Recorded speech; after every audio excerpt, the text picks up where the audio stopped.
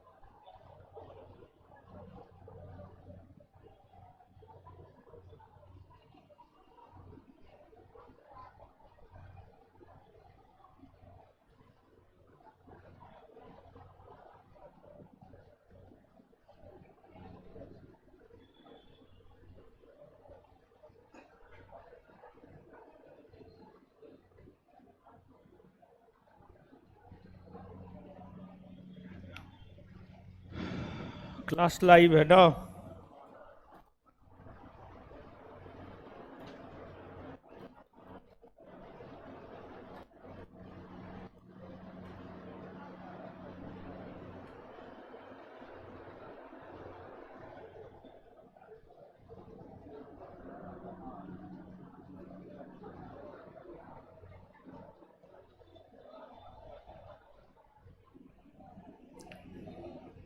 क्या करे प्रहन जी?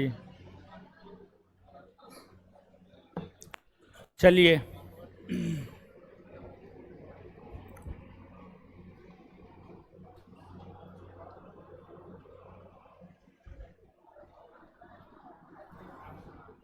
कौन सा चैप्टर है जी?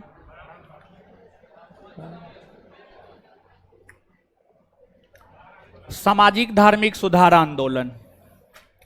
सामाजिक धार्मिक सुधार आंदोलन।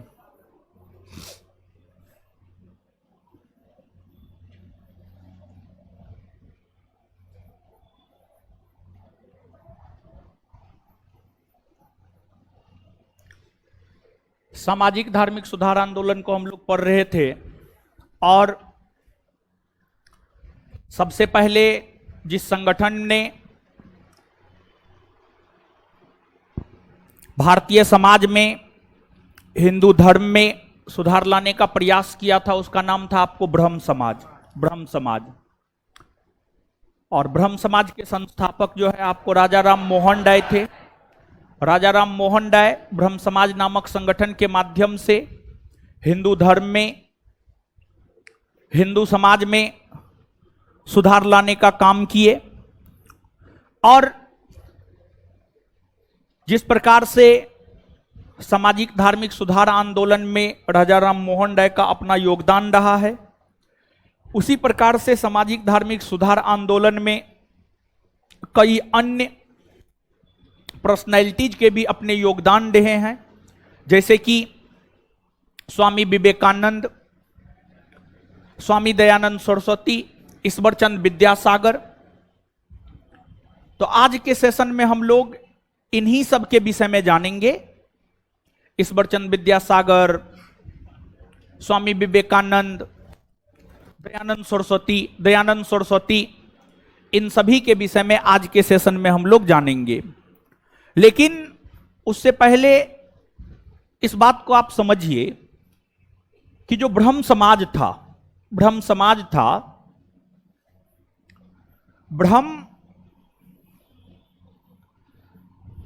की बात की जाए कि ब्रह्म समाज जो है क्यों स्थापित किए गए, ब्रह्म समाज क्यों स्थापित किए गए।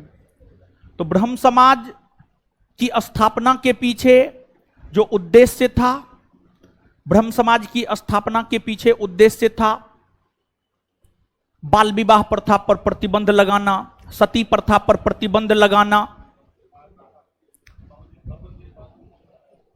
विधवाओं को पुनर्विवाह करने का अधिकार दिलाना। यानी कुल मिलाकर के जितनी भी कुरीतियां फैली हुई थी, जितनी भी कुप्रथाएं फैली हुई थी, उन कुप्रथाओं को समाप्त करना ब्रह्म समाज का काम था। ब्रह्म समाज मूलतः सती प्रथा को अंत करवाने में अपना महत्वपूर्ण योगदान दिया और ब्रह्म समाज के प्रयास से ही सती प्रथा का अंत हो पाया। जो सिद्धांत ब्रह्म समाज का था, ब्रह्म समाज के सिद्धांतों को ही आगे बढ़ाने का काम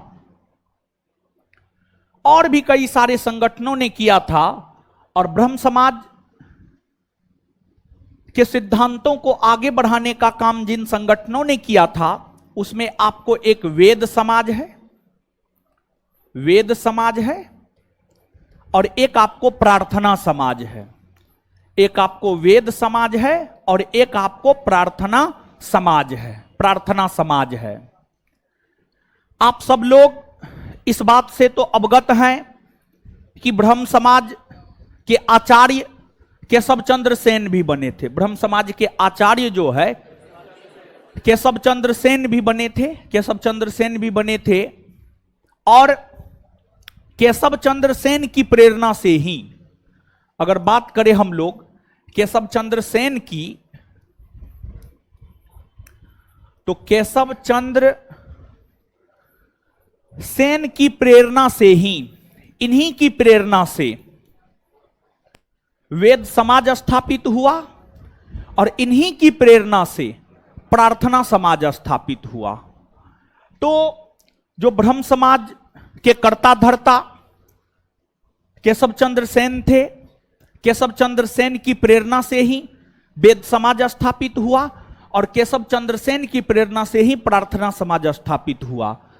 वेद समाज दक्षिण भारत और दक्षिण भारत के अंतर्गत मद्रास में स्थापित हुआ था। वही अगर हम लोग प्रार्थना समाज की बात करें तो जो प्रार्थना समाज है यह आपको मुंबई में स्थापित हुआ था। प्रार्थना समाज आपको मुंबई में स्थापित हुआ था। वेद समाज की स्थापना श्री धारायलु नायडू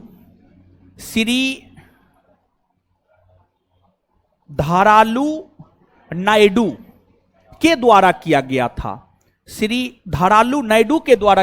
था। वही अगर प्रार्थना समाज की बात करें तो जो प्रार्थना समाज है, प्रार्थना समाज की स्थापना की गई थी आत्माराम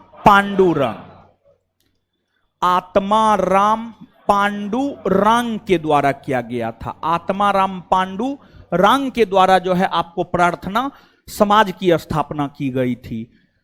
और वेद समाज और प्रार्थना समाज का दूसरा कुछ भी लक्ष्य नहीं था, बल्कि वेद समाज और प्रार्थना समाज की हम लोग बात करें तो वेद समाज और प्रार्थना समाज का भी लक्ष्य वही था जो ब्रह्म समाज का लक्ष्य था।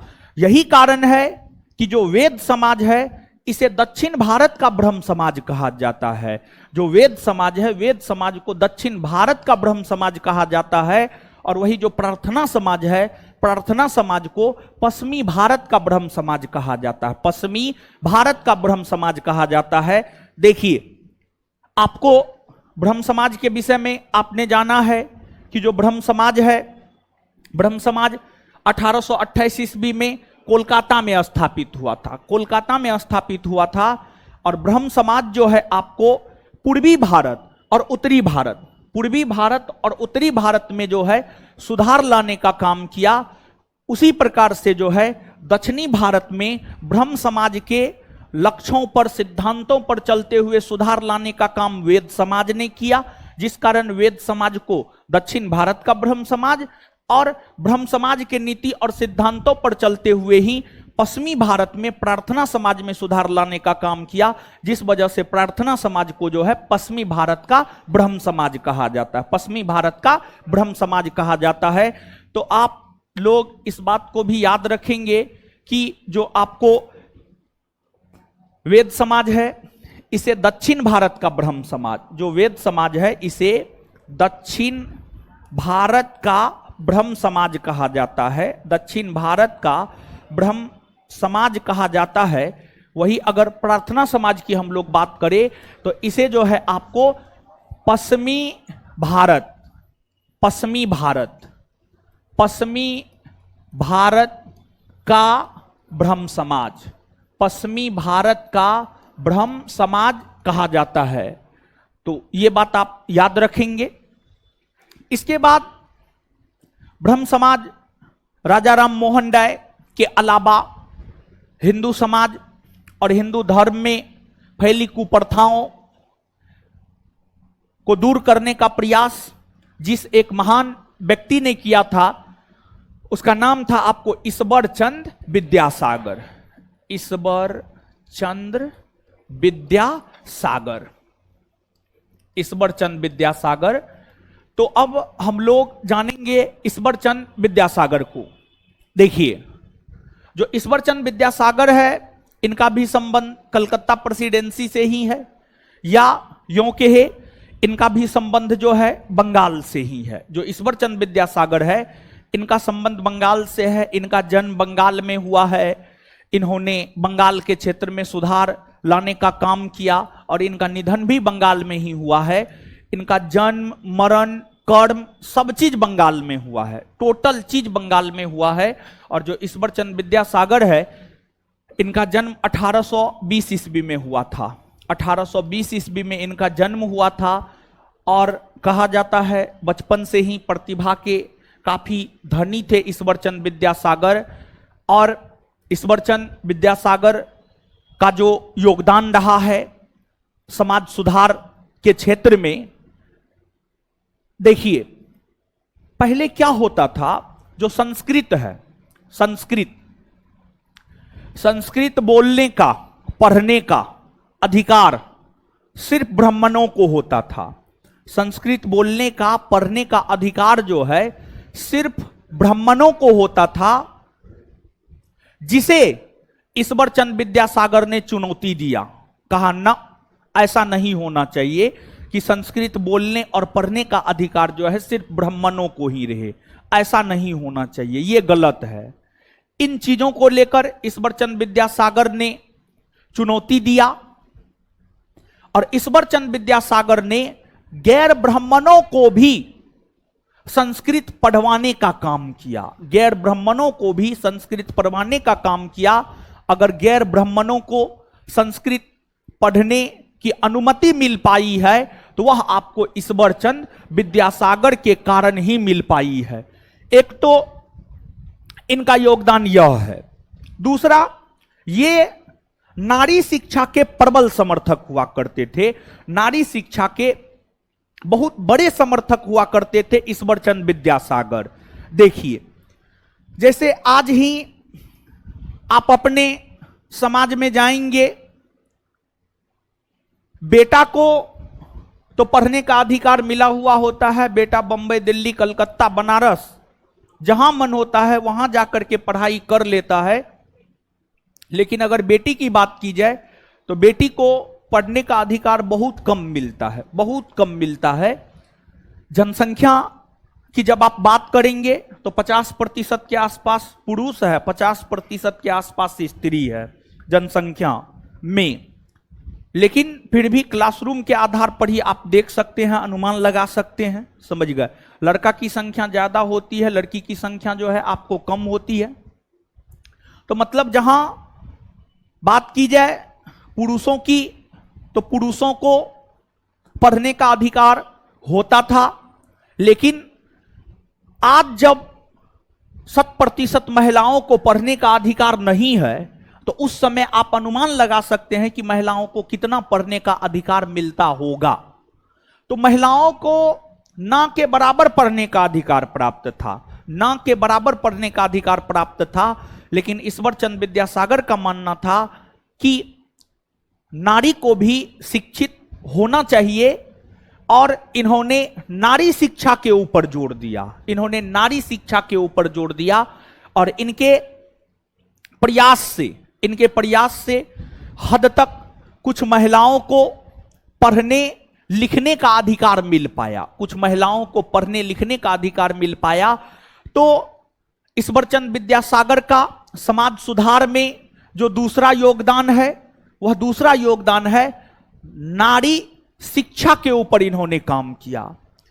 फिर समाज सुधार आंदोलन में जो इनका तीसरा योगदान है, इनका तीसरा योगदान यह है कि इन्होंने बाल विवाह पर प्रतिबंध लगाने हेतु अथक प्रयास किए। और इनके अथक प्रयास के बाद ही पहली बार 1860 ईस्वी में, इनके अथक प्रयास के बाद ही पहली बार 1860 ईस्वी में जो है लड़की के विवाह के न्यूनतम उम्र को निर्धारित किया गया। और 1860 ईस्वी में ही यह नियम बनाया गया कि 10 वर्ष से कम उम्र की लड़की का विवाह नहीं किया जाएगा। और अगर 10 वर्ष से कम उम्र की लड़की का विवाह होता है तो उस पर कानूनी कार्रवाई की जाएगी, उस पर कानूनी कार्रवाई की जाएगी।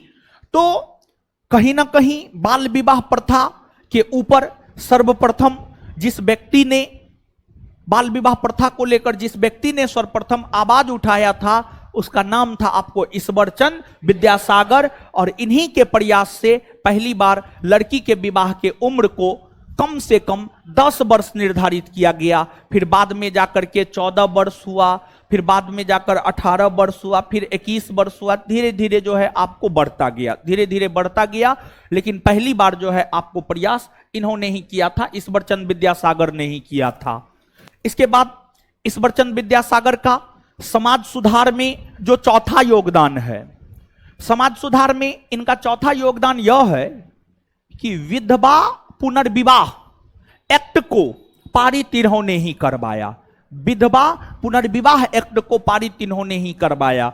देखिए, विधवा, अगर बात विधवा की जाए, विधवा औरत की जाए, तो होता यह था कि अगर कोई महिला विधवा हो जाती थी तो विधवा होने के बाद जो है उनको ना समाज स्वीकार करता था, ना उनको अपना घर वाला स्वीकार करता था, ना ससुराल वाले स्वीकार किया करते थे। जिस वजह से विधवा स्त्रियों की काफी दुर्दशा हुआ करती थी।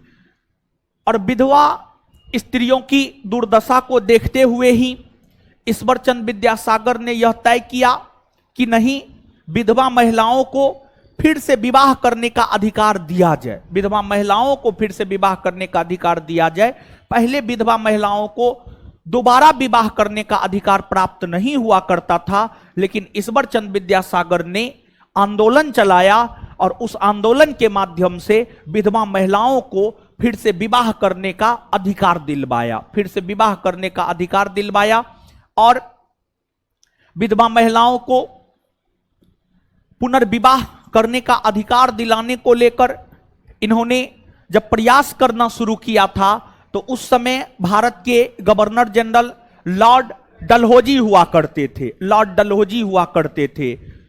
लॉर्ड डलहौजी का शासनकाल 1856 आते आते समाप्त हो गया, लेकिन विधवा महिलाओं को पुनर्विवाह का अधिकार नहीं मिल पाया।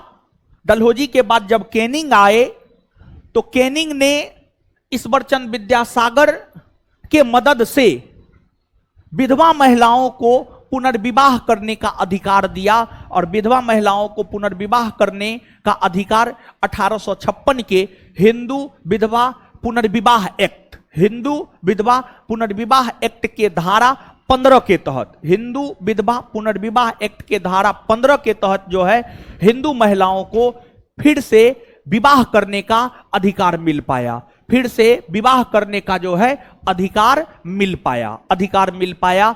तो ये ईश्वरचंद विद्यासागर का चौथा योगदान था। समाज सुधार में ईश्वरचंद विद्यासागर का जो है ये चौथा योगदान था।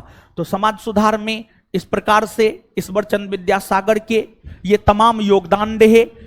और ईश्वरचंद विद्यासागर ने कई सारे पुस्तकों की भी रचना की, कई सारे समाचार पत्र भी निकाले। जिस प्रकार से राजा राम मोहन राय लेखन शैली के भी धनी थे, उसी प्रकार से अगर बात ईश्वरचंद विद्यासागर की जाए तो ईश्वरचंद विद्यासागर भी जो है लेखन कला के भी धनी थे। ईश्वरचंद विद्यासागर लेखन कला के भी धनी थे। कई सारे पुस्तकों की रचना, कई सारे समाचार पत्र इन्होंने निकाला। और इनके समाचार पत्रों में जो सबसे प्रमुख समाचार पत्र था, इनका सबसे प्रमुख समाचार पत्र था सोम प्रकाश। इनका सबसे प्रमुख समाचार पत्र कौन था? सोम प्रकाश। सोम प्रकाश। और जो सोम प्रकाश नामक समाचार पत्र था यह बांग्ला भाषा में छपता था। जो सोम प्रकाश नामक समाचार पत्र था यह आपको बांग्ला भाषा में छपता था, बांग्ला भाषा में छपता था। और जो सोम प्रकाश समाचार पत्र है, इस समाचार पत्र का काफी ज्यादा महत्व था। इस समाचार पत्र का जो है काफी ज्यादा महत्व था। यह समाचार पत्र भारत के भीतर विशेष तौर पर बंगाल के क्षेत्र में, भारत के भीतर विशेष तौर पर बंगाल के क्षेत्र में यह समाचार पत्र जो है लोगों को जागरूक कर रहा था। भारत के लोग जो नींद से सोए हुए थे उन्हें जगाने का काम कर रहा था, उन्हें जगाने का काम कर रहा था। भारत के लोगों के बीच राष्ट्रवाद का विकास कर रहा था, भारत के लोगों के बीच राष्ट्रवाद का विकास कर रहा था। और आपको जानकर आश्चर्य होगा कि सिर्फ इस एकमात्र समाचार पत्र को प्रतिबंधित करने के लिए वर्नाक्यूलर प्रेस एक्ट 1878 ईस्वी में पारित किया गया था। वर्नाकुलर प्रेस एक्ट का नाम आप सुने होंगे, जो कि 1878 ईस्वी में लॉर्ड लिटन के द्वारा पारित किए गए थे। तो 1878 ईस्वी में लॉर्ड लिटन के द्वारा जो वर्नाकुलर प्रेस एक्ट पारित किए गए थे वह विशेष तौर पर सोम प्रकाश नामक समाचार पत्र को प्रतिबंधित करने के लिए किया गया था। और उस एक्ट के तहत सोम प्रकाश को प्रतिबंधित किया भी गया। यही कारण रहा कि वर्नाकुलर प्रेस एक्ट को जो है भारतीय समाचार पत्र के मुंह को बंद करने वाला अधिनियम कहा गया। भारतीय समाचार पत्र के मुंह को बंद करने वाला अधिनियम कहा गया। और ईश्वरचंद विद्यासागर लगातार हिंदू धर्म में, हिंदू समाज में बदलाव लाने का प्रयास करते रहे।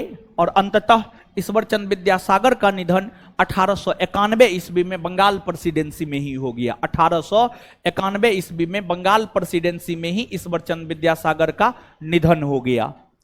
ईश्वरचंद विद्यासागर के बाद जो अन्य समाज सुधारक है उसमें अग्रणी नाम है आपको स्वामी दयानंद सरस्वती। स्वामी दयानंद सरस्वती।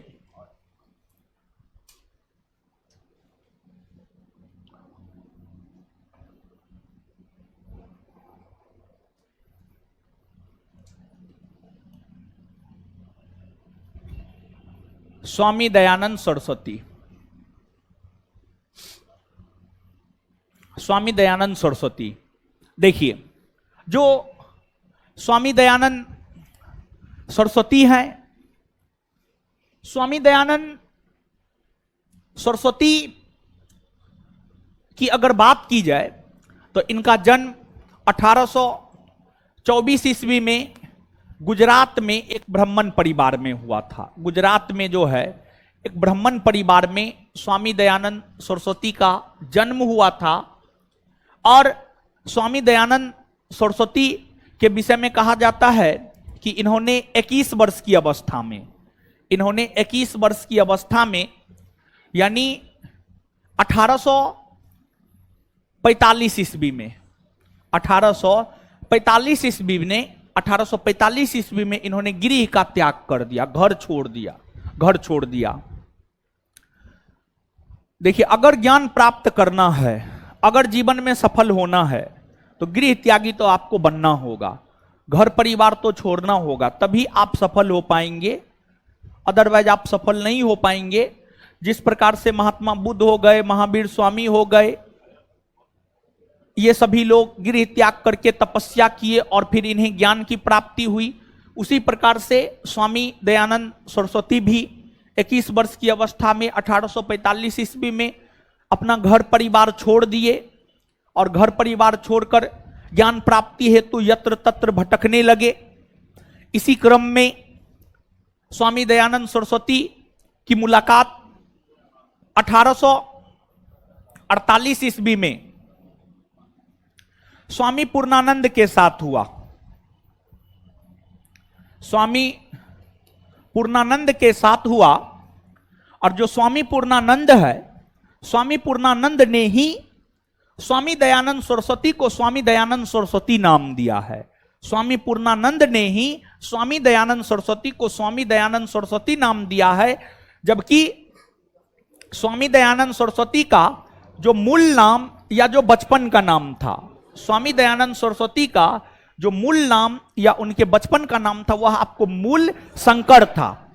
मूल शंकर जब 1848 ईस्वी में स्वामी पूर्णानंद से मिला तो स्वामी पूर्णानंद ने ही मूल शंकर को नाम दिया स्वामी दयानंद सरस्वती।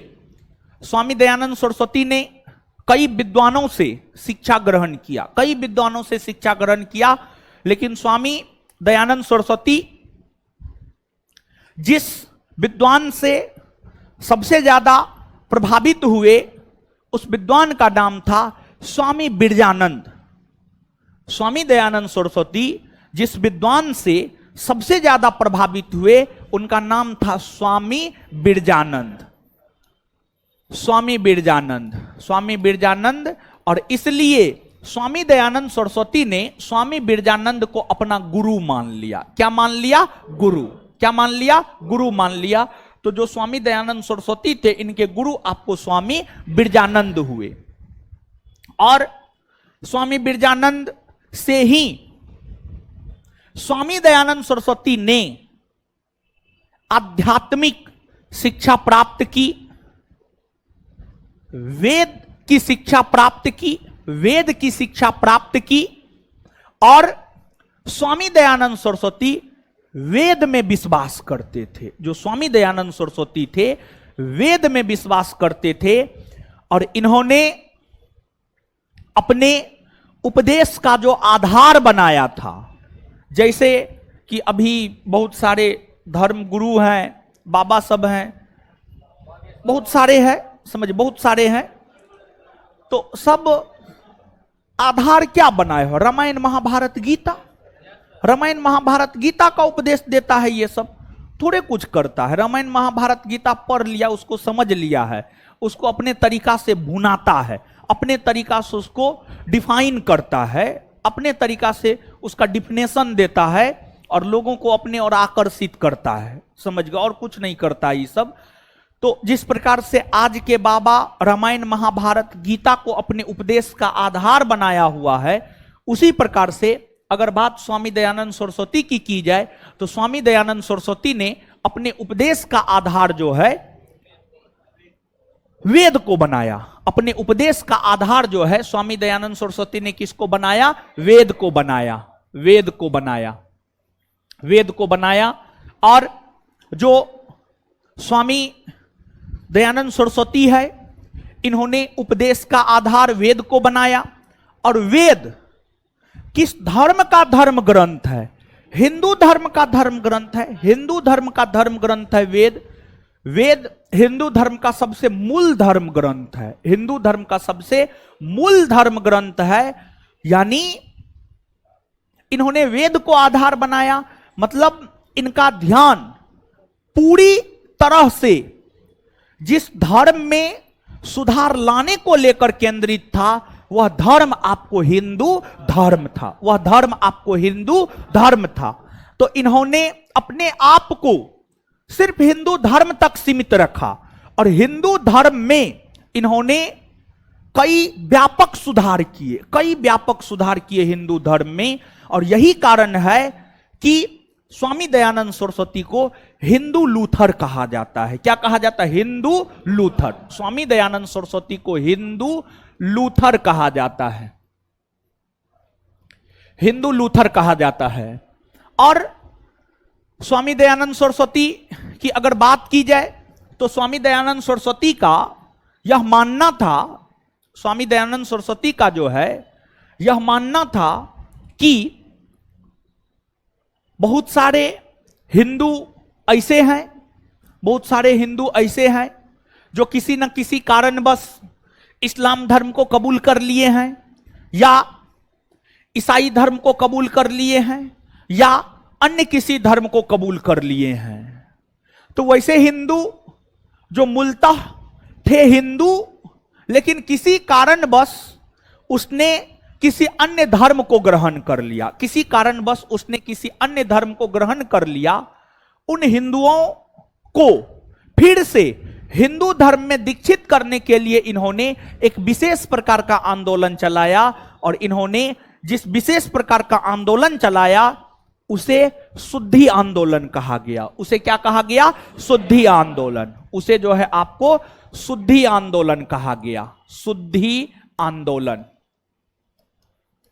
शुद्धि आंदोलन कहा गया, शुद्धि आंदोलन कहा गया।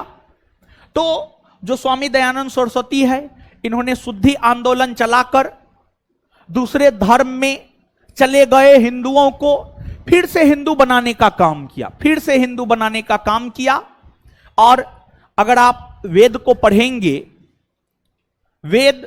वैदिक सभ्यता के विषय में विस्तार पूर्वक जानकारी देता है और वैदिक सभ्यता को जाकर आप जानेंगे तो वैदिक सभ्यता के निर्माता आर्य थे और आर्यों के लिए सबसे महत्व का अगर कोई पशु था वह आपको गाय था। क्या था? गाय, गाय था। तो वेद से ये प्रभावित थे। वेद में गाय को काफी पवित्र पशु माना गया था, जिस वजह से इन्होंने गौ रक्षा आंदोलन भी चलाया था। इन्होंने जो है गौ रक्षा आंदोलन भी चलाया था। गौ रक्षा आंदोलन भी जो है आपको इनके द्वारा चलाए गए और साथ ही साथ जो है इन्होंने नारे दिए। इन्होंने क्या नारे दिए? वेदों की ओर लौटो।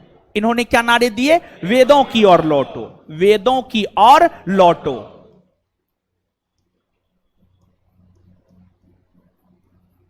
लौटो, वेदों की ओर लौटो।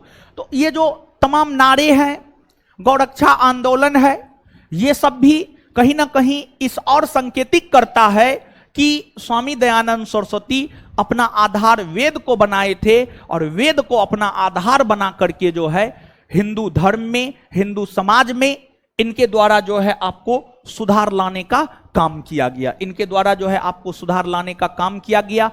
और जो स्वामी दयानंद सरस्वती है, स्वामी दयानंद सरस्वती का सबसे बड़ा योगदान अगर है तो वह यह है कि स्वामी दयानंद सरस्वती ने जो है हिंदू धर्म, हिंदू समाज में सुधारवादी आंदोलन चलाने को लेकर मुंबई में 1875 ईस्वी में, मुंबई में 1875 ईस्वी में एक संगठन की स्थापना किया। और मुंबई में 1875 ईस्वी में जिस संगठन की स्थापना किया उसे आर्य समाज कहा गया, उसे आर्य समाज कहा गया। और आर्य समाज नामक संगठन के बैनर तले ही स्वामी दयानंद सरस्वती ने हर प्रकार के सुधारवादी कार्य किए। और जो आर्य समाज था, आर्य समाज का मुख्यालय जो है आपको लाहौर हुआ करता था। कहां हुआ करता था? लाहौर।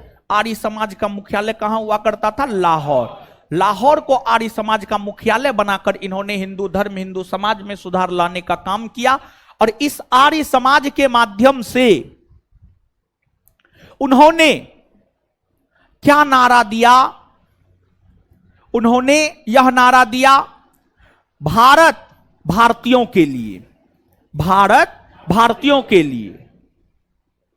उन्होंने स्वराज शब्द का प्रयोग किया। अगर स्वराज्य की बात की जाए तो स्वराज शब्द का प्रयोग सर्वप्रथम स्वामी दयानंद सरस्वती ने किया, स्वामी दयानंद सरस्वती ने किया।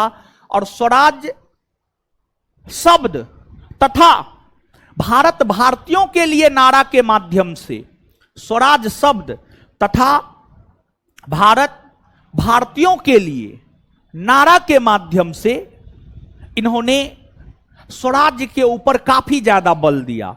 और इनका मानना था अच्छे से अच्छे विदेशी शासन, अच्छे से अच्छे विदेशी शासन खराब से खराब देशी शासन से खराब है, खराब है। या इसी को ऐसे कह सकते हैं, खराब से खराब देशी शासन अच्छे से अच्छे विदेशी शासन से बेहतर है, अच्छे से अच्छे विदेशी शासन से बेहतर है। तो ये इनका मानना था कि हमें ब्रिटिशों का अच्छा शासन नहीं चाहिए, क्योंकि देखिए जो ब्रिटिश था, अगर बात हम लोग ब्रिटिश की करें तो जो ब्रिटिश था, ब्रिटिश क्या कहता था?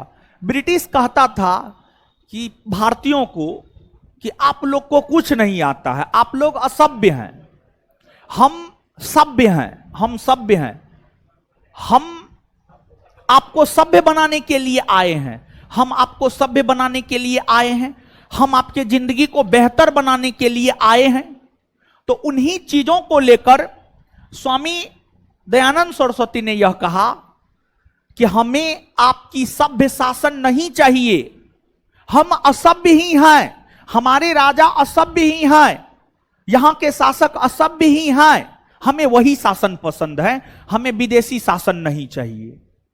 तो इन्होंने सीधे तौर पर विदेशी शासन को नकार दिया, इन्होंने सीधे तौर पर विदेशी शासन को नकार दिया। और इन्होंने सीधे तौर पर विदेशी शासन को नकारते हुए, विदेशी शासन को नकारते हुए जो है, स्वामी दयानंद सरस्वती ने स्वराज शब्द की बात करना शुरू किया, जिस कारण स्वामी दयानंद सरस्वती के द्वारा स्थापित जो आर्य समाज है, इस आर्य समाज को भारतीय अशांति का जनक या भारतीय अशांति का जन्मदाता कहा गया।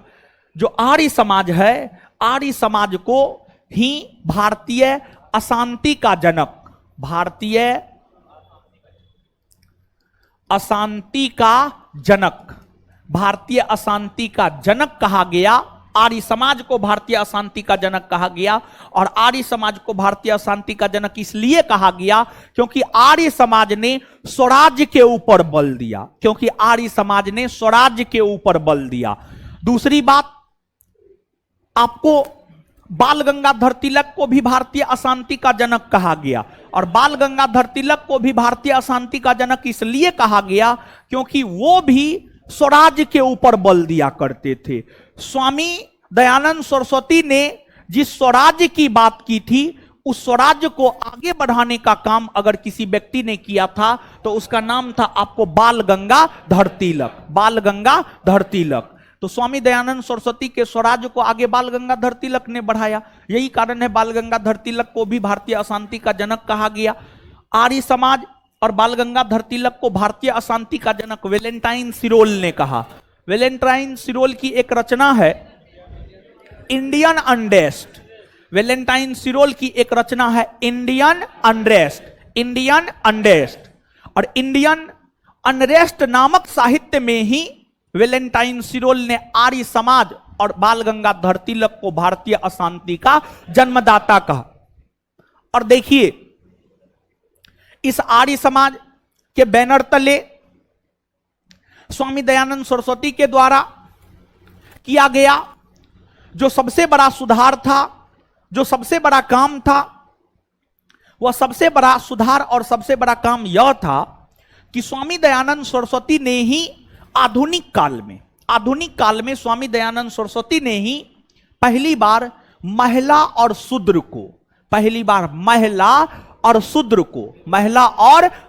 को वेद पढ़ने का अनुमति दिया। वेद पढ़ने का अनुमति महिला और शूद्र को पहली बार दिलाने का काम अगर किसी व्यक्ति ने किया तो उसका नाम है स्वामी दयानंद सरस्वती। यह अपने आप में देखिए, एक लाइन में कहने के लिए कह दिए कि महिला और शूद्र को वेद पढ़ने की अनुमति दिलवाया। यह उस समय के लिहाज से अपने आप में उठाया गया एक बहुत बड़ा और बहुत महत्वपूर्ण कदम था। कि महिलाओं और शूद्रों को भी वेद पढ़ने का अनुमति दिलवाने का काम जो है आपको इन्होंने किया। इन्होंने अपनी विचारधारा को प्रचारित और प्रसारित करने के लिए कई सारे पुस्तकों की रचना की, जैसे कि पाखंड खंडन, सत्यार्थ प्रकाश, ये सब इनकी पुस्तकें हैं। वेद भाष्य भूमिका, पाखंड खंडन, सत्यार्थ प्रकाश, वेद भाष्य भूमिका, ये सब स्वामी दयानंद सरस्वती की प्रमुख पुस्तकें हैं। और इन पुस्तकों के माध्यम से ही स्वामी दयानंद सरस्वती ने अपनी विचारधारा को प्रचारित और प्रसारित करने का काम किया।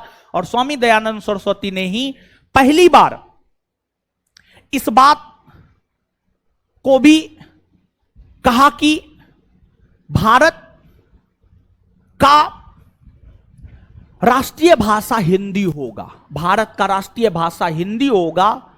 इसकी भी वकालत सर्वप्रथम स्वामी दयानंद सरस्वती ने ही किया।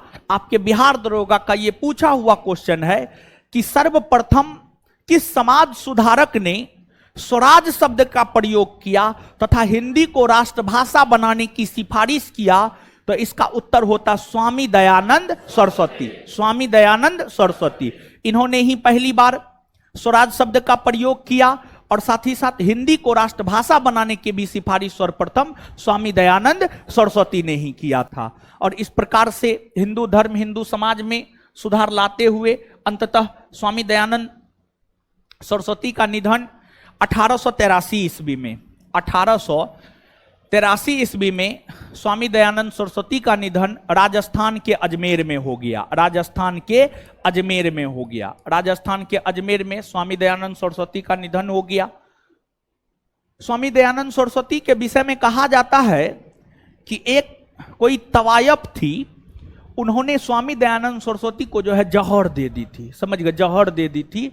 और जहर ग्रहण करने के कारण ही जो है 1883 ईस्वी में तवायब का मतलब होता है वेश्या, समझ गए, वेश्या होता है। तो उन्हीं के द्वारा जो है आपको जहर दे दिया गया था और जहर ग्रहण करने के कारण जो है उनका देहावसान हो गया, उनका निधन हो गया 1883 ईस्वी में राजस्थान के अजमेर में। इसके बाद इनके हजारों की संख्या में अनुयायी थे और इनके जो हजारों की संख्या में अनुयायी थे, उन अनुयायियों में ही एक आपको लाला हंसराज हुआ करते थे। एक अनुयायी हुआ करते थे, उनका नाम था लाला हंसराज। और एक अनुयायी हुआ करते थे, उनका नाम था स्वामी सरधानंद।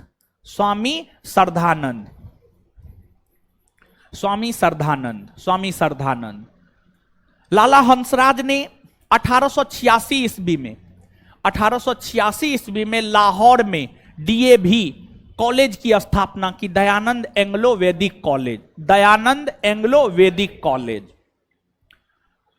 तो स्वामी दयानंद सरस्वती के सहयोगी लाला हंसराज ने 1886 में लाहौर में डीएवी दयानंद एंग्लो वैदिक कॉलेज की स्थापना की। वहीं स्वामी दयानंद सरस्वती के सहयोगी स्वामी श्रद्धानंद ने 1902 ईस्वी में जो है हरिद्वार में, उत्तराखंड के हरिद्वार में गुरुकुल कांगड़ी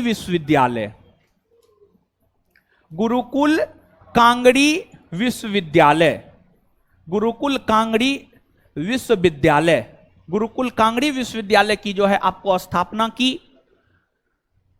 तो ये दोनों संगठन स्वामी दयानंद सरस्वती से ही संबंधित है। उनके अनुयायियों के द्वारा ही ये शैक्षणिक संस्थान या संगठन, शैक्षणिक संस्थान ही कहना ज्यादा उचित होगा, ये शैक्षणिक संस्थान जो है स्थापित किए गए। तो ये आपको स्वामी दयानंद सरस्वती के विषय में हुआ। स्वामी दयानंद सरस्वती के बाद जो अगले समाज सुधारक हुए, उस अगले समाज सुधारक का नाम था आपको स्वामी विवेकानंद और रामकृष्ण परमहंस। स्वामी विवेकानंद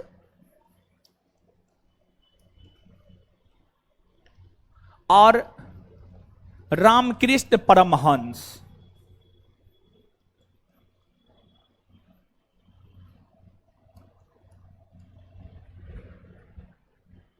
स्वामी विवेकानंद और रामकृष्ण परमहंस को अभी जानेंगे हम लोग, लेकिन उससे पहले हम चाहते हैं कि आप पढ़िए यहां तक। ठीक है, पढ़िए।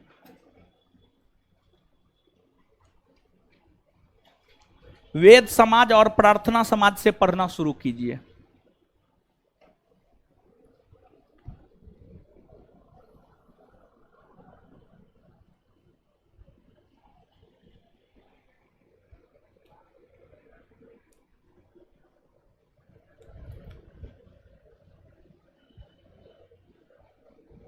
पढ़िए पढ़िए पढ़िए पढ़िए, पढ़ने बोल रहे हैं, पढ़िए।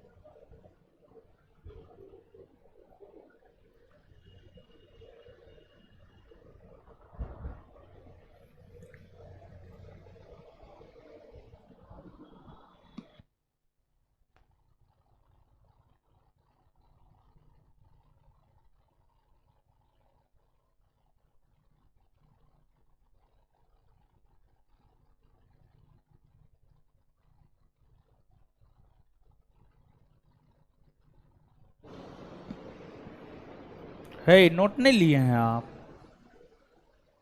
तो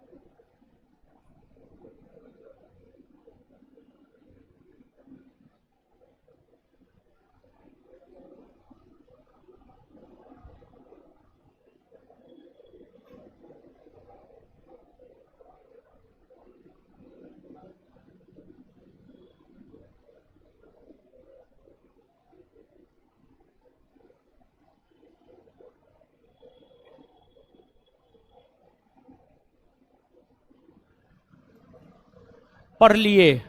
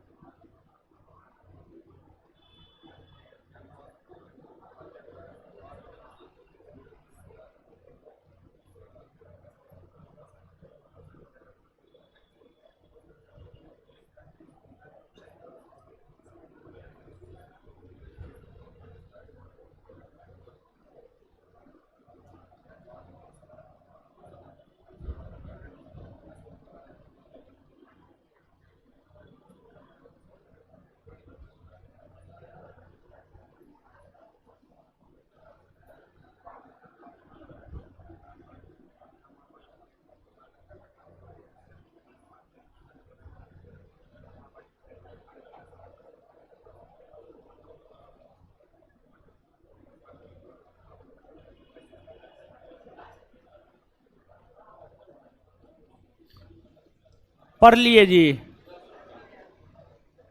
आए आइए, पढ़ लिए हैं तो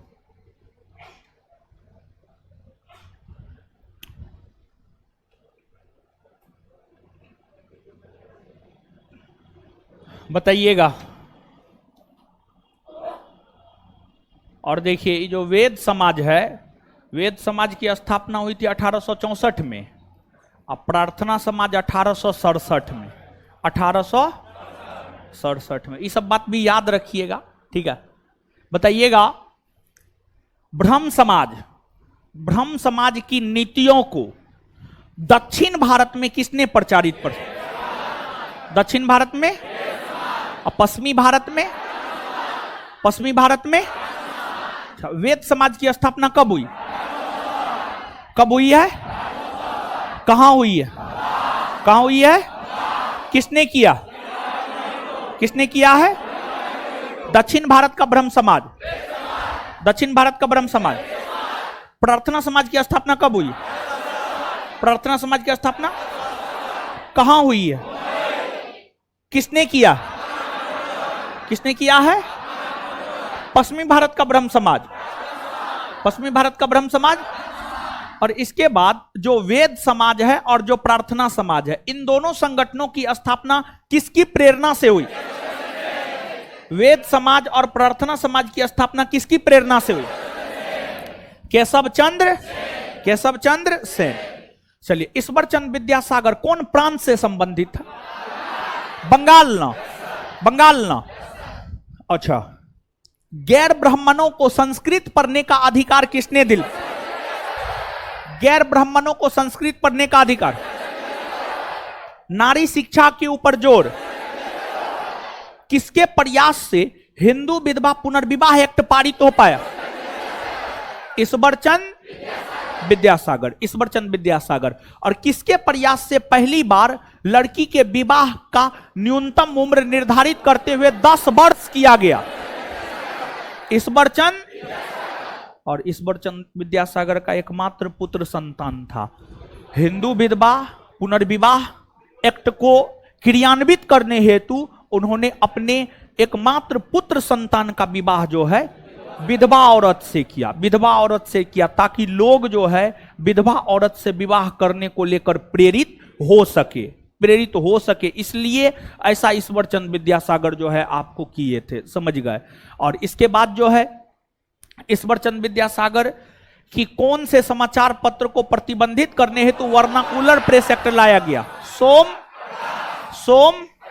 प्रकाश। समझ गए। स्वामी दयानंद सरस्वती। स्वामी दयानंद सरस्वती का मूल नाम क्या था? मूल शंकर का जन्म कब हुआ? कहां हुआ? गृह त्याग कितना वर्ष की अवस्था में? 1848 में किस विद्वान ने मूल शंकर को स्वामी दयानंद सरस्वती की उपाधि? मूल शंकर को स्वामी दयानंद सरस्वती की उपाधि किसने दिया? स्वामी। हिंदू लूथर किसे कहा जाता? हिंदू लूथर किसे कहा जाता? इन्होंने अपने उपदेश का आधार किसे बनाया? शुद्धि आंदोलन किसने चलाया? और अब आर्य समाज की स्थापना कब हुई है? कहां हुई है? आर्य समाज के संस्थापक सर्वप्रथम स्वराज शब्द का प्रयोग किसने किया? हिंदी को राष्ट्रभाषा बनाने की सिफारिश किस? भारतीय शांति का जनक किस संगठन को? आर्य समाज का मुख्यालय स्वामी दयानंद सरस्वती गुरु स्वामी बिरजानंद। और इसके बाद जो है भारत भारतीयों के लिए नारा किसने दिया है? वेदों की ओर लौटो, स्वामी दयानंद सरस्वती। खराब से खराब देसी शासन अच्छे से अच्छे विदेशी शासन से बेहतर है, किसने कहा? स्वामी दयानंद सरस्वती। और स्वामी दयानंद सरस्वती का निधन कब हुआ? 1800। कहां हुआ है? अच्छा, उनके अनुयायियों में किसने लाहौर में डीएवी कॉलेज की स्थापना? हरिद्वार में गुरुकुल कांगड़ी की स्थापना? स्वामी। हरिद्वार में गुरुकुल कांगड़ी की स्थापना कब हुई है? हरिद्वार में गुरुकुल कांगड़ी विश्वविद्यालय की स्थापना कब हुई? 1900। लाहौर में डीएवी कॉलेज की स्थापना 1886 में हुआ है। देखिए, 2 पॉइंट लिखना है जो आपके नोट में नहीं है, ठीक है। और इसके बाद एक आध गो बात और बता। पाखंड खंडन किसकी रचना है? सत्यार्थ प्रकाश। वेदभाष्य भूमिका स्वामी दयानंद सरस्वती। लिखिएगा, एक आध गो पॉइंट स्वामी दयानंद सरस्वती के विषय में नोट में नहीं है, उसको नोट डाउन कीजिए। लिखिएगा, वेदभाष्य और वेदभाष्य भूमिका।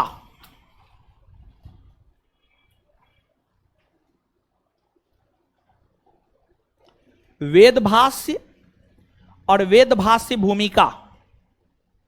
वेदभाष्य अलग है और वेदभाष्य भूमिका अलग है। वेदभाष्य और वेदभाष्य भूमिका।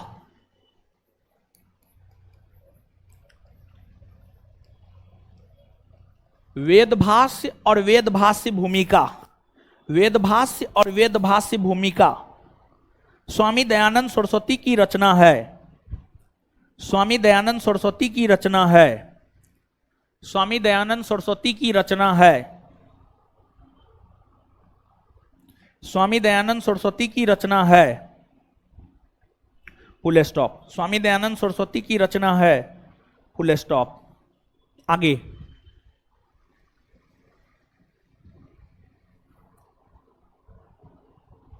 बुरा से बुरा देसी शासन, बुरा से बुरा देसी शासन,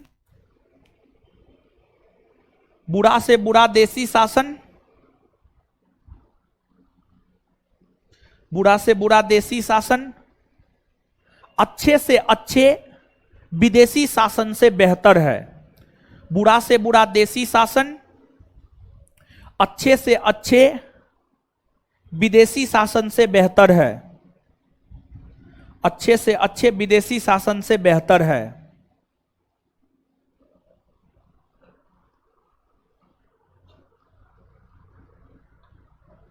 भारत भारतीयों के लिए नारा, भारत भारतीयों के लिए नारा,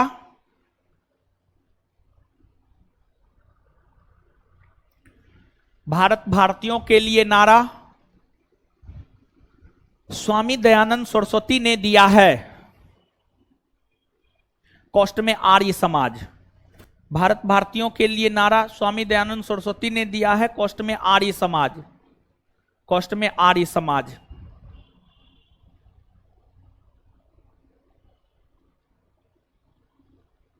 आगे आगे एक और पॉइंट लिखिए।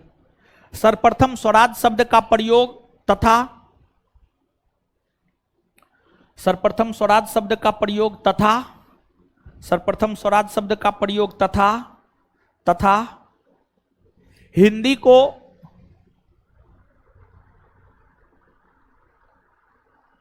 राष्ट्रीय भाषा बनाने, हिंदी को राष्ट्रीय भाषा बनाने की बात स्वामी दयानंद सरस्वती ने किया था। स्वामी दयानंद सरस्वती ने किया था।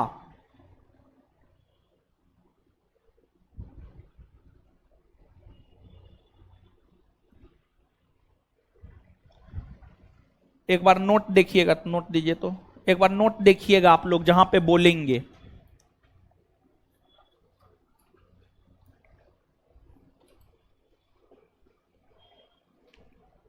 नोट में पेज नंबर 138, रामकृष्ण परमहंस से ठीक पहले, रामकृष्ण परमहंस से ठीक पहले, पेज नंबर 138, देखिए पेज नंबर 138 है। रामकृष्ण परमहंस से ठीक पहले दयानंद सरस्वती का स्वामी श्रद्धानंद से भाषा को लेकर विवाद हो गया। श्रद्धानंद ने 1902 में हरिद्वार के कांगड़ी में गुरुकुल विश्वविद्यालय की स्थापना किया, एकदम सही है। 1886 में लाहौर में दयानंद एंग्लो वैदिक कॉलेज की स्थापना किया। किसने किया ये बात स्पष्ट नहीं है, तो इसमें जो है लाला हंसराज को जोड़ लीजिए, लाला हंसराज को कॉस्ट में लिख लीजिए या जोड़ लीजिए। बात समझ में आया? चलिए कॉस्ट में लाला हंसराज लिख लीजिए ताकि स्पष्ट हो जाएगा कि लाला हंसराज ने किया है। बाद बाकी सब सही है, कहीं कोई दिक्कत नहीं है।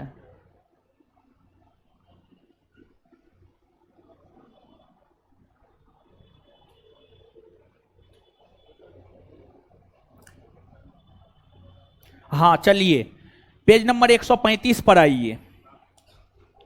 वेद समाज और प्रार्थना समाज, पेज नंबर 135 पर आइए। वेद समाज और प्रार्थना समाज, पेज नंबर 135 पर आ गए। वेद समाज और प्रार्थना समाज, पहला पॉइंट है 1864 में मद्रास में के श्री धरालू नायडू ने वेद समाज की स्थापना की, एकदम सही है। इसके अन्य सदस्य राजगोपाल चार्लू, सुब्रह्मण्य चेट्टी, विश्वनाथ मधुलियार, सही है। इसके बाद नीचे से ज्ञातव्य हो कि श्री धरालू नायडू पर केशव चंद्र सेन का अत्यधिक प्रभाव है, एकदम सही है। इसी कारण श्री धरालू ने वेद समाज को दक्षिण भारत का ब्रह्म समाज कहा, नहीं, श्री धरालू के जगह कर लीजिए केशव चंद्र सेन ने वेद समाज को दक्षिण भारत का ब्रह्म समाज कहा। केशव चंद्र सेन ने वेद समाज को दक्षिण भारत का ब्रह्म समाज कहा। श्री धरालू नायडू के जगह जो है कर लीजिए आप क्या, केशव चंद्र सेन। आप समझ रहे हैं हम कहां बोल रहे हैं? केशव चंद्र सेन कर लिए। चलिए बस अब आगे आ जाते हैं। आगे हम लोगों को जानना है स्वामी विवेकानंद और रामकृष्ण परमहंस। उसको अगले क्लास में देखेंगे क्या ना, है होमवर्क भी है। चलिए अगले क्लास में देखेंगे इसको, ठीक है। और एक आध गो बात सुनिए समझिए। देखिए जो बिहार पुलिस एडीजी का स्टेटमेंट है कि जो है 1288 बिहार दरोगा का क्लियरेंस जो है मई तक हो जाएगा और फिर नोटिफिकेशन उसके बाद कभी भी आ सकता है। तो मई में आ जाए, जून में आ जाए, जुलाई में आ जाए। जून में आने का संभावना था ना जी पहले कि जुलाई में, जून में। तो मई लास्ट होते होते जून तक जो है आपका नोटिफिकेशन और आ जाएगा, ठीक है। पोस्ट जो है 1288 अगर रहता है तो पोस्ट तो कम है, लेकिन फिर भी 1288 है, कम थोड़े है, कम नहीं है। आपको एगो पोस्ट ना चाहिए जी, हाँ। तो कंपटीशन का लेवल थोड़ा ज्यादा रहेगा, कंपटीशन का लेवल थोड़ा ज्यादा रहेगा। और क्या, 2500 पोस्ट होता तो थोड़ा सा कम रहता, 1288 को पोस्ट रहेगा तो स्वाभाविक सी बात है कंपटीशन का लेवल ज्यादा रहेगा। अभी कटअप 80-85 के आसपास तक रहा है, इस बार कटअप 90 के आसपास रहेगा, उससे कम में कोई उपाय ना है, समझ गए। तो पढ़ने के लिए जो आपको पढ़ाया जा रहा है, जो बैच में पढ़ाया गया है उतना आपके लिए सफिशियंट है। और इसके अलावे समझ गए, इसके अलावे जो है जो सुबह 8 से 10 टेस्ट चलता है, समझ गए, सुबह 8 से 10 टेस्ट चलता है, जिसको कि 1 माह हो गया है, 20 टेस्ट होने वाला है। आज 19वां टेस्ट था, समझ गए, आज जो है 19वां टेस्ट था और 20वां टेस्ट जो है आपको बुधवार को होगा। और 20वां टेस्ट जो बुधवार को होगा ये आपको रिवीजन टेस्ट है, आपको पता है ना, ये रिवीजन टेस्ट है। और इस रिवीजन टेस्ट में जो है सेट 1 से लेकर के सेट 19 तक के ही क्वेश्चन रहेंगे, सेट 1 से लेकर के सेट 19 तक के क्वेश्चन रहेंगे, रिवीजन टेस्ट है ये, समझ गए। और इसके बाद जो है अगले शुक्रवार से, जो भी तारीख को शुक्रवार से, अगले शुक्रवार से जो है दूसरे मंथ के टेस्ट की शुरुआत होगी, समझ गए। शुक्रवार से दूसरे मंथ के टेस्ट की शुरुआत होगी और जो है एडमिशन बुधवार से ओपन होगा इस टेस्ट में, समझिए। बुधवार से हो रहा है एडमिशन, एडमिशन हो रहा है, हमको तो पते ना है। हाँ हाँ, देखिए हुआ कि 100 रुपया में जो है ना घाटा लग गया है, ठीक है, घाटा लग गया था 100 रुपया में। तो 20 टेस्ट, अरे 20 टेस्ट 200 रुपया, यानी 3-4 पेज रहता है, पेपर सब का दाम बढ़ा दिया है। तो इसलिए जो है शुक्रवार से जो है दूसरे मंथ के टेस्ट की शुरुआत हो रही है। 20 टेस्ट होगा 200 रुपया, समझ गए, 20 टेस्ट 200 रुपया, ठीक है। 20 टेस्ट 200 रुपया, 100 क्वेश्चन है, सब चीज है, समझ गए। और ऑनलाइन वालों के लिए 100 रुपया रहेगा, ऑनलाइन 100 रुपया रहेगा, ठीक है। तो ये चीज है, इस टेस्ट में आप लोग एडमिशन ले लीजिएगा। एडमिशन अगर ओपन हो गया है तो आप लोग जो है एडमिशन ले लीजिएगा। स्पेशली 10 से 12 वाले छात्रों के लिए बोल रहे हैं, क्योंकि आपकी अगर बात करें तो आपके बैच में जो है, ठीक है, मैक्सिमम चीज हो गया है। सबसे बड़ा इतिहास ही है, इतिहास भी अब कुछ दिन में खत्म हो जाएगा और फिर आगे बढ़ेंगे, जो भी बचा खुचा है सब चीज को हम लोग देखेंगे। तो टेस्ट में एडमिशन ले लीजिएगा, टेस्ट दीजिए, सेट उट मारिए, ठीक है, सेट मारना चाहिए। अब आप देख लीजिएगा, आपको लगता है कि सेट मारने से फायदा हो रहा है तो मारिएगा, नहीं लग रहा है फायदा नहीं हो रहा है तो नहीं मारिएगा, समझ गए। कोई ये प्रेशर नहीं है, समझ गए, लेकिन मारना चाहिए सेट। चलिए तो दीजिए, होमवर्क पूछ देते हैं।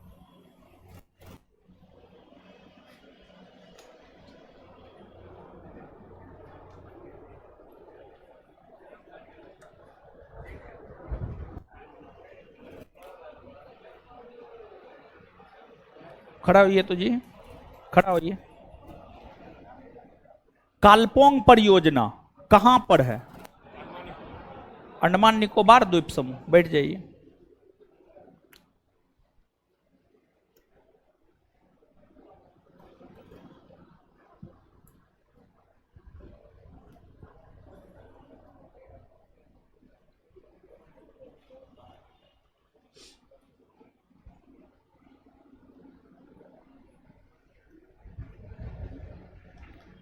आर्थिक सर्वेक्षण किसके द्वारा जारी किया जाता है?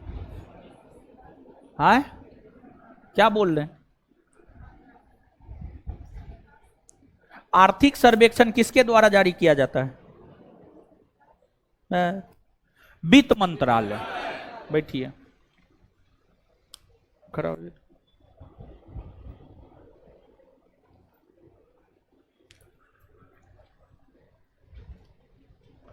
द ट्रिब्यून के संपादक कौन थे? दयाल सिंह मजीठिया। दयाल सिंह, बैठ जाइए। हम क्या कर सकते हैं? हम तो सिर्फ पढ़ा सकते हैं, बता सकते हैं।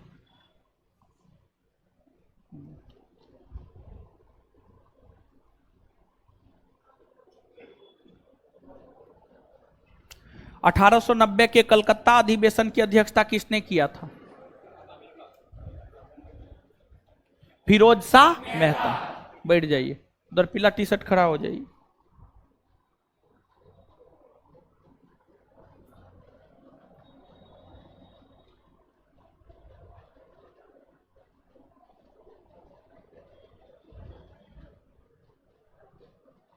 कश्मीर का नीरो किसे कहा जाता है? आप लोग जानते हैं, आप लोग के विषय में क्या बोले? कुछ नहीं बोलेंगे, ठीक है? आप लोग कुछ कर देंगे, कुछ भी बोल देंगे ना, तब पर भी आप लोग नहीं पढ़िएगा, ठीक है? जबकि टेस्ट एक सप्ताह बंद कर दिए, काहे कि आप लोग करके नहीं आते थे, लेकिन फिर भी बताइए, आज भी तो वही हाल है। बैठ जाइए। ए खड़ा होइए, ए लड़की खड़ा होइए।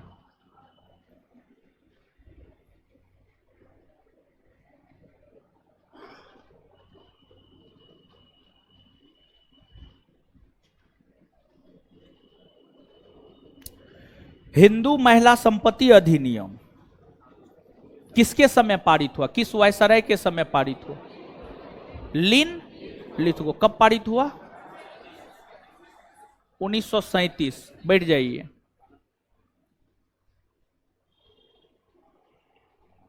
लीजिए, दीजिए। और क्या था?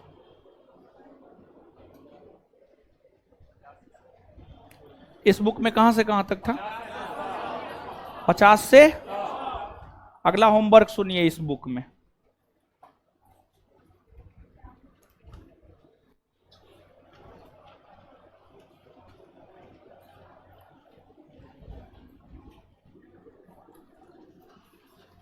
Page number 174। Page number 174। इस बुक में होमवर्क सुनिए। Page number 174। Page number 174। Bihar police अवर निरीक्षक दरोगा नियुक्ति मुख्य परीक्षा का हल प्रश्न पत्र। परीक्षा तिथि 29/11/2020। ये जो है 2446 मेंस का क्वेश्चन है। 2446 मेंस का क्वेश्चन है, ठीक है? तो इसमें क्वेश्चन नंबर 1 से लेकर क्वेश्चन नंबर 50 तक कर लीजिएगा।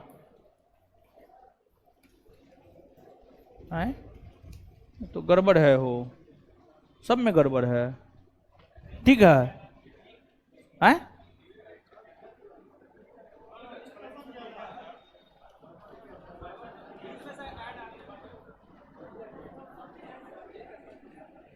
ओहो, ना ना ना ना ना ना, डिस्कशन ज्यादा है। अच्छा, दूसरा किताब दीजिए तो। दूसरा किताब दीजिए तो।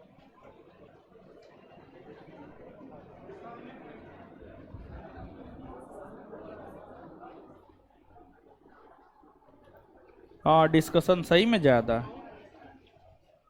है डिस्कशन। अच्छा, क्वेश्चन नंबर 1 से देख रहे हैं। डिस्कशन पढ़ते हैं आप लोग? तब ठीक है, तब दे देते 1 से 25 तक। क्वेश्चन नंबर 1 से लेकर क्वेश्चन नंबर 25 तक। क्वेश्चन नंबर 1 में है अंतर्राष्ट्रीय महिला दिवस कब मनाया जाता है। क्वेश्चन नंबर 25 में है जेम्स टोबिन के द्वारा पहली बार सुझाया गया टोबिन टैक्स किस लेन देन पर लगाया जाता है। क्वेश्चन नंबर 1 से लेकर 25 तक इसमें कर लीजिएगा। अब पेज नंबर है 174 से 182, 174 से 183, सॉरी, पेज नंबर 174 से 183। क्लियर है? होमवर्क क्लियर हुआ जी? हाँ, चलिए आगे पूछते हैं। अब बताइए, प्रथम आंग्ल सिख युद्ध किन वर्षों में हुआ? 1845। ब्रह्म समाज के संस्थापक कौन थे? सियाचिन हिमनद स्थित है कौन श्रेणी में? काराकोरम।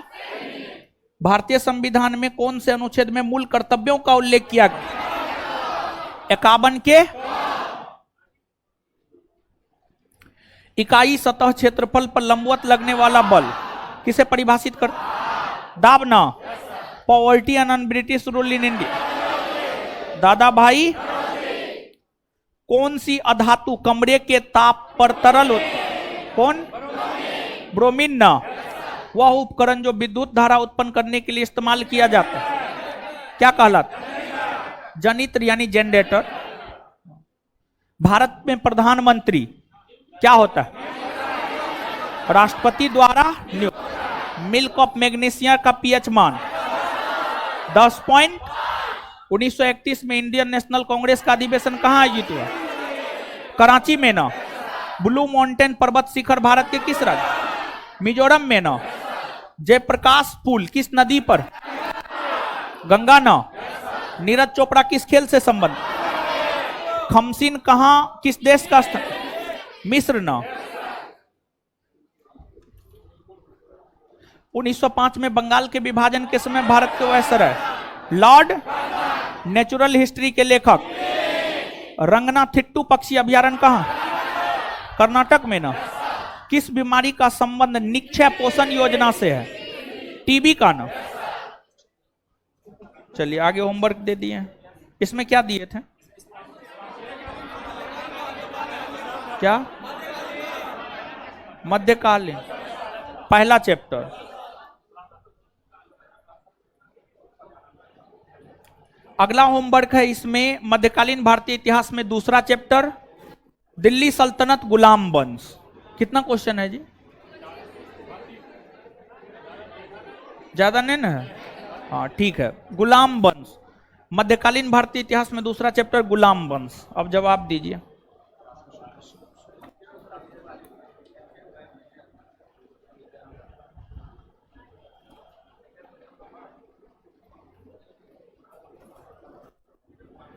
बताइए तो, भारत में प्रथम मुस्लिम आक्रमणकारी कौन था? मोहम्मद बिन। गजनी राजवंश का संस्थापक अलपत। किस चंदेल राजा ने महमूद गजनबी का सामना किया? विद्याधर। शाहनामा के लेखक? पुराणों का अध्ययन करने वाला प्रथम मुसलमान? अल। युद्ध जिसमें भारत में मुस्लिम शक्ति की स्थापना हुई? पानीपत का। तराइन का द्वितीय युद्ध? तराइन का। किसने एक तरफ संस्कृत मुद्रा लेख के साथ साथ चांदी के सिक्के निर्गत किए? महमूद गजनबी। महमूद गजनबी। महमूद गजनबी के साथ भारत आने वाला विद्वान कौन था? अल-बरूनी। मोहम्मद गौरी को सबसे पहले किसने पराजित किया? मूलराज द्वितीय। मूलराज, वही भीम द्वितीय। हाँ ठीक है। नालंदा बिहार का विध्वंस किसने किया? बख्तियार। मोहम्मद गौरी के किस दास ने बंगाल एवं बिहार पर विजय प्राप्त? बख्तियार। बिहार का प्रथम मुस्लिम विजेता? बख्तियार। बिहार में तुर्क सत्ता का वास्तविक संस्थापक? बख्तियार खिलजी। भारत में मोहम्मद गौरी ने किसको प्रथम इक्ता प्रदान किया? कुतुबुद्दीन ऐबक। आगे दिल्ली सल्तनत गुलाम वंश। गुलाम वंश में जो है टोटल क्वेश्चन है 36 क्वेश्चन है, ठीक है। क्या किसका पहला क्वेश्चन? गुलाम वंश। अभी जो पूछे हैं पैगंबर हजरत मोहम्मद का जन्म 570। पहला क्वेश्चन यही तो है। नींद में थे क्या हो?